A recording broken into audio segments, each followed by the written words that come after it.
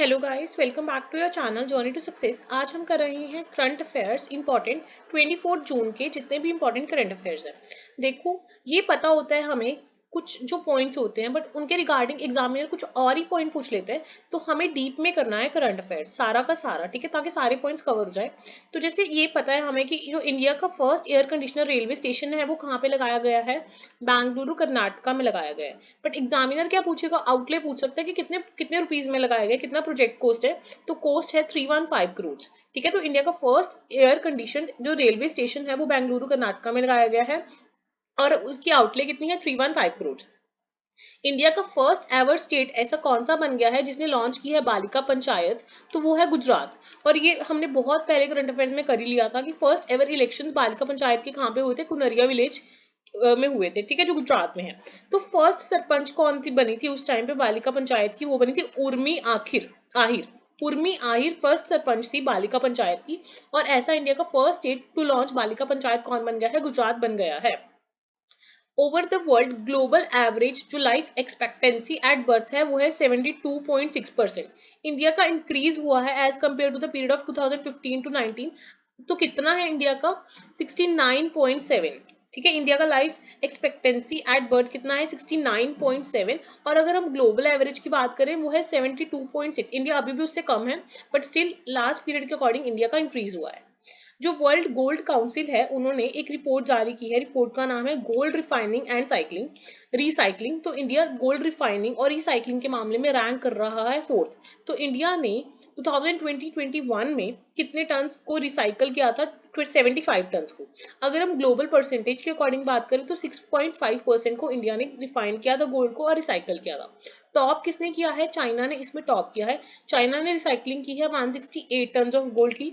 Second पे Italy है 80 ton के साथ और थर्ड पे यूएसए है 78 टन के साथ।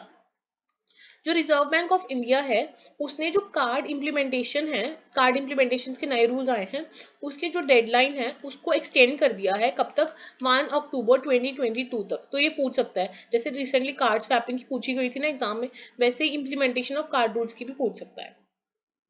अगर आपसे पूछा जाए overall cost of printing of currency, जब जो जितने भी पैसे लगते हैं प्रिंटिंग ऑफ करेंसी में, उसमें सबसे हाईएस्ट कॉस्ट कब हुई थी, जब डिमोनेटाइजेशन हुई थी 2016-17 में। उसके अलावा अब जो चल रहा है वो सेकंड हाईएस्ट है after all the time high of around 8000 crore.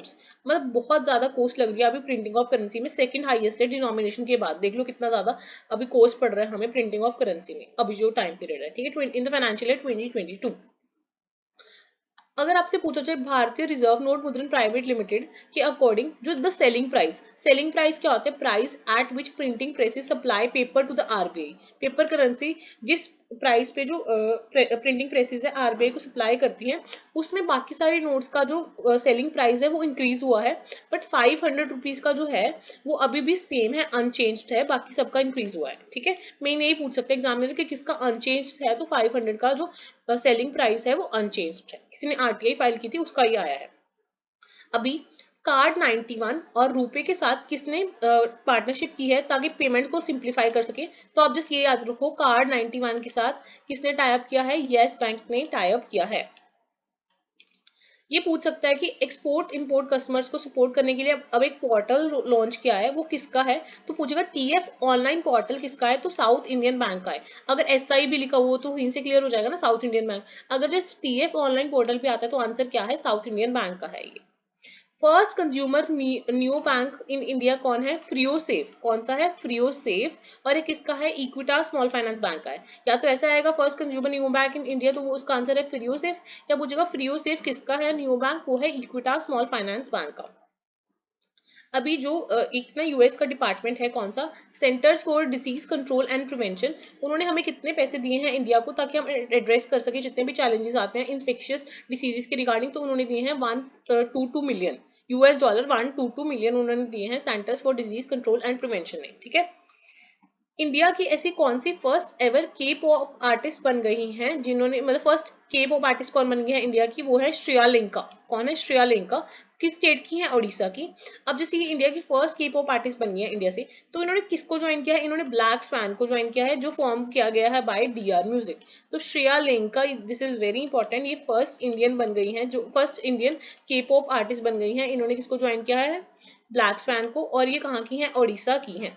आपको अभी तक पता होगा कि जो टी एस त्रिमूर्ति हैं, ये इंडिया के एम्बेसडर हैं to the United Nations, but अभी ये चेंज हो जाएंगी, क्योंकि जो रुचिका कंबोज है, कौन है? रुचिआरा कंबोज, सॉरी, रुचिरा कंबोज हैं, ये सक्सीड करेंगे टी.एस. त्रिमूर्ति को as a brand ambassador to the United Nations at New York. तो न्यूयॉर्क में अभी जब भी होगी सेटिंग, उसमें जो रुचिरा कंबोज है, ये सक्सीड करेंगे टी.एस. त्रिमूर्ति को एज अ ब्रांड एम्बेसडर। अगर आपसे पूछी जाए नूरी किसकी सैटेलाइट है, बार बार रिपीटिशन में रहता है न्यूज में, क्योंकि न्यूज में रहती है चीजें, तो ये है साउथ कोरिया की, कौन सी है? नूरी। ठीक है। अभी क्योरांटे गेम्स हुई थी 2022, ये कहाँ पे हुई थी? फिनलैंड में। इसमें इंडिया ने गोल्ड मेडल जीता है जैवलिन थ्रो में। तो आपको पता है वो मेडल कौन है लेके आ सकते हैं? नीरज चोपड़ा जी लेके आए हैं। और उन्होंने कितने मीटर का जैवलिन थ्रो किया था? 86.69, 86.69। ये फर्स्ट है, इसलिए इंपॉर्टेंट है क्योंकि first international day for countering hate speech कब मनाया गया है? 18 जून को मनाया गया है, first international day for countering hate speech 2022। अब मैंने आपको कल बताया था कि मैंगो फेस्टिवल ऑर्गेनाइज हुआ है ना बेल्जियम के ब्रुसेल्स में, वो किसने किया था? पीयूष गोयल जी ने वहां पे जाके करवाया था ना, ताकि मैंगो की सेल बढ़ सके। अगर आपसे पूछे अपीड़ा ने 8 डे मैंगो फेस्टिवल कहाँ पे किया है, तो वो बहरीन में किया है। ठीक है, कंफ्यूज नहीं होना, अपीड़ा का 8 डे वाला बहरीन में है, और जो दूसरा है पीयूष गोयल वाला, वो मैंगो फेस्टिवल, वो बेल्जियम के ब्रुसेल्स में है। इंडिया ने रिकॉर्ड किया है highest ever textiles and apparels, कितने का किया है इसका? तो वो है $44.4 बिलियन, $44.4 बिलियन। अगर आपसे पूछा जाए द मैजिशियंस ऑफ मजदा, ये किसकी बुक है? ये है अश्विन शांघी। किसकी बुक है? अश्विन की बुक है द मैजिशियंस ऑफ माजदा। ठीक है। अगर आपसे पूछा जाए the top science adviser to the US president Biden को किसको बनाया गया? आरती प्रभाकर। आरती प्रभाकर को यूएस प्रेसिडेंट का, जो बाइडेन का टॉप साइंस एडवाइजर बनाया गया, क्योंकि इनका इंडियन अमेरिका ना, इसलिए इंपॉर्टेंट हो जाता है।